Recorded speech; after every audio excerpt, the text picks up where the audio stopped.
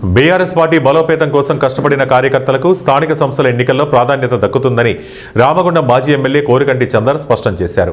పెద్దపల్లి జిల్లా గోదావరి కనిలో బీఆర్ఎస్ ముఖ్య కార్యకర్తల విస్తృత స్థాయి సమావేశంలో ఆయన పాల్గొన్నారు. రానున్న స్థానిక సంస్థల ఎన్నికల్లో బీఆర్ఎస్ గెలుపు కోసం కార్యకర్తలకు దిశానిర్దేశం చేశారు.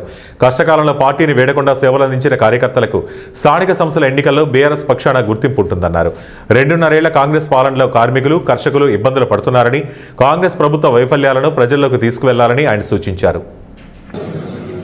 60 డివిజన్లుగా ఏర్పడిన తర్వాత మొట్టమొదటి సమావేశాన్ని ఏర్పాటు చేసుకొని డివిజన్ల వారీగా సమన్వయ కమిటీలను ఏర్పాటు చేసుకోవాలని ఆలోచన కొద్దీ రేపు రాబోయేటువంటి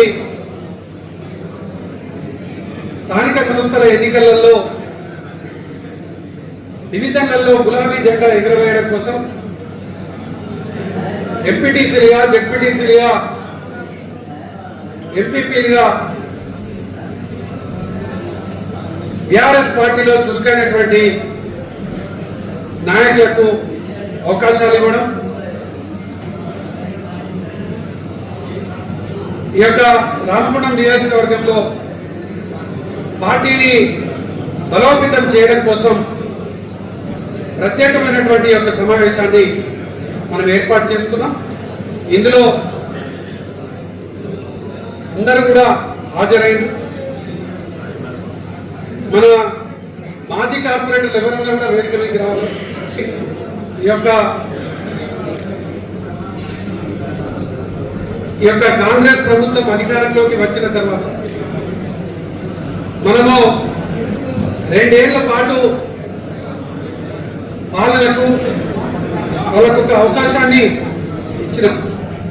5 ఏళ్ల పాలనలో 2 ఏళ్ళు వాళ్ళ పాలనను మనము చూసినాం. మన నాయకులు, కార్యకర్తలు 100% రామగుండం నియోజకవర్గంలో మనం కల్లారా ఈ యొక్క 2 ఏళ్లలో చూసినాం. దీనికి సంబంధించి మనము ఈ 2 ఏళ్లలో ఇక్కడ ఉన్నటువంటి నాయకులు, కార్యకర్తలు